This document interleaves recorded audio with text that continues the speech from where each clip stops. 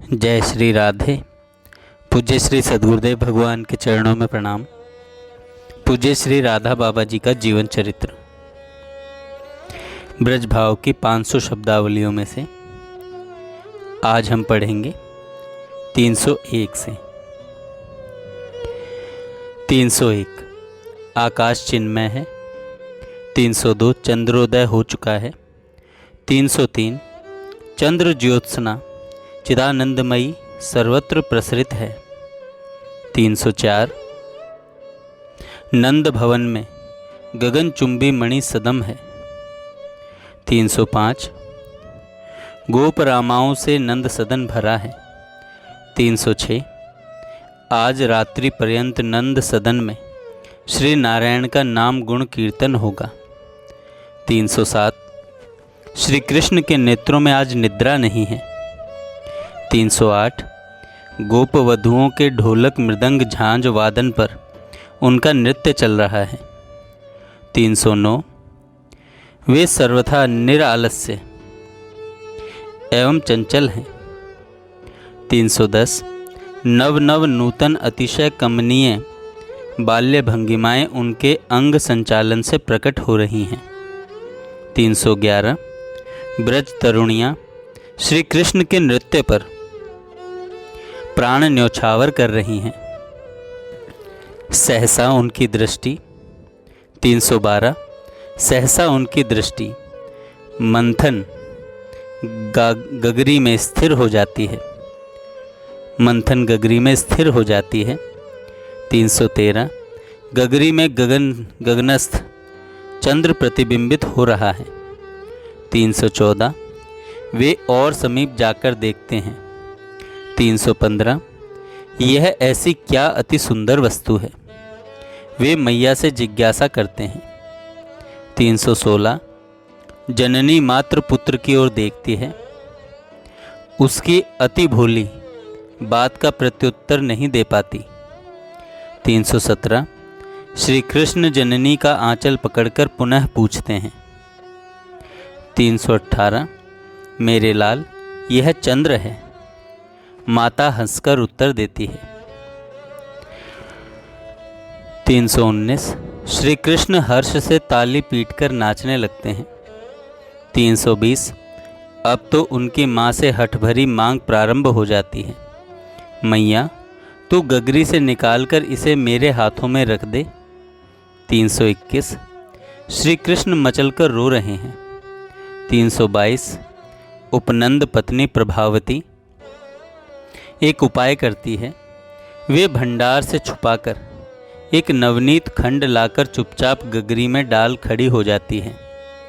323 मैया अंचल से पुत्र की आंखें पोंछती है और कहती है तू नहीं ही मानता तो ले तुझे चंद्र दे देती हूँ।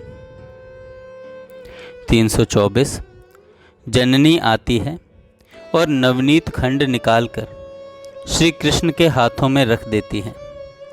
325 आनंद में निमग्न श्री कृष्ण हाथ में नवनीत खंड लेकर गगरी की ओर देखते हैं। 326 ब्रज रमणियों की जिज्ञासावश निकट उपस्थिति में गगरी में चंद्र प्रतिबिंब उन्हें नहीं दिखता। 327 नवनीत पिंड लेकर वे आंगन में दौड़ रहे हैं। 328 चंद्र गगरी से निकालकर मैया ने मुझे दे दिया। वे बलराम जी को सूचना देते हैं। 329 बलराम सहित वे पुनः गगरी में झांकते हैं। 330 इस बार गोप रमणियों द्वारा गगरी छोड़ दिए जाने से चंद्र प्रतिबिंब पुनः उन्हें दिखाई पड़ जाता है। 331 उनके पंकज नैनों में रोष एवं मान व्यथा भरी है। 332 वे भूमि पर लौट जाते हैं। 333 हाथ पैर पटककर करुण क्रंदन करने लगते हैं। 324 रूठे हुए श्री कृष्ण जननी की गोद में नहीं आना चाहते। 335 यशोदा समझाती है चंद्रमा गगन में है, गगरी में नहीं है। 336 उन्हें प्रतीत होता है चंद्रमा दो हैं, एक गगरी में और एक गगन में। 337 यशोदा जी श्री कृष्ण को समझाती हैं, चंद्रमा तेरी बहू का मुख है, वह तुझे देखने आता है। तू आंगन में खेलता नाचता है तो वह आकाश से देखता है, और तू गगरी में झांकता है तो वह गगरी में आ जाता है।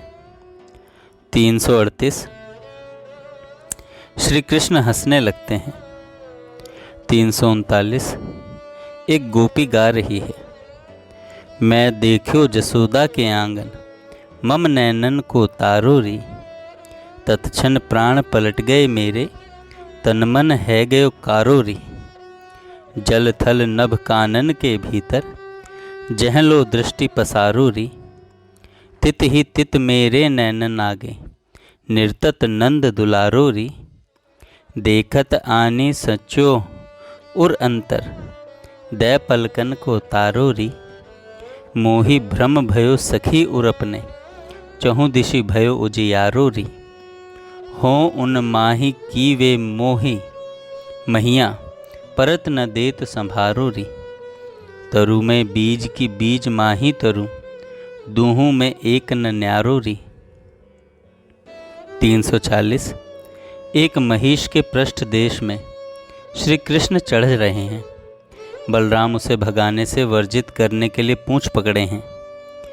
341 प्रज्वलित अग्निशिखा को पकड़ने की दोनों चेष्टा कर रहे हैं। 342 एक श्वान श्री कृष्ण के पास पूंछ हिलाता खड़ा है, वह श्री कृष्ण के सन्मुख नतमस्तक है। 343 बलराम उसके गले से लिपटे हैं। 344 श्री कृष्ण उसकी मुख जिह्वा खींचना चाहते हैं। 345 एक कृष्ण सर्प के सामने दोनों खड़े हैं। बलराम ने उसकी पूंछ खींची। 346 सर्प फण का विस्तार करके लपलपाने लगता है। 347 श्री कृष्ण ने उसके फन पर अपना वरद हस्त रख दिया है। 348 श्री कृष्ण ने हाथ से उसे पकड़ लिया है। बच्चे ताली पीटकर हंस रहे हैं। 349 कृष्ण राम गंभीर कूप के सन्मुख दोनों खड़े हैं।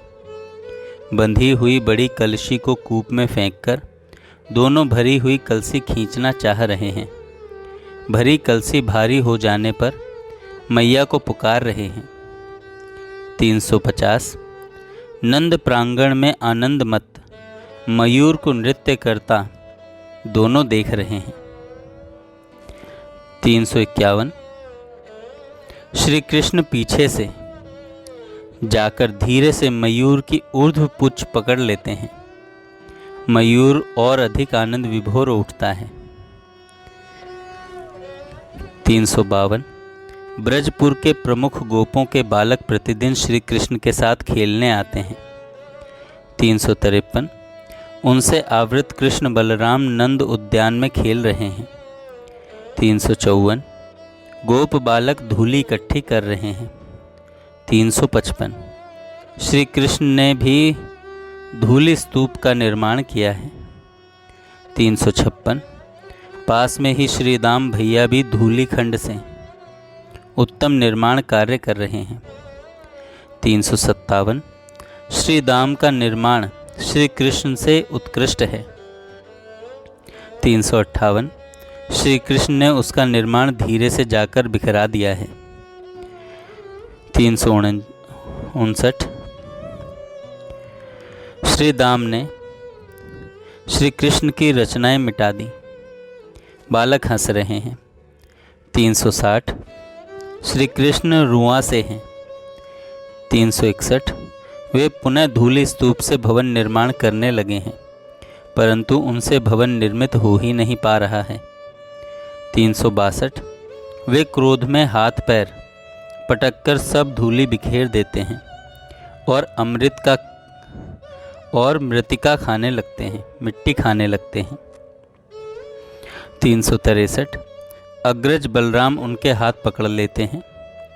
364 बलराम डांटते हुए मृतिका को उगल दें, परंतु श्री कृष्ण उनकी परवाह न कर मृतिका निगल जाते हैं।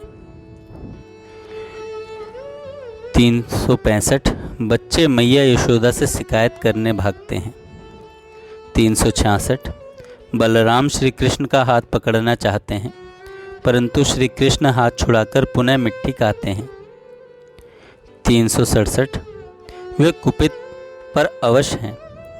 368 मैया श्री कृष्ण के परिधान सहेज रही है। 369 श्री दाम के साथ पूरी मंडली द्वारा मिट्टी खाने की बात सुनकर मैया को गुस्सा आ गया है।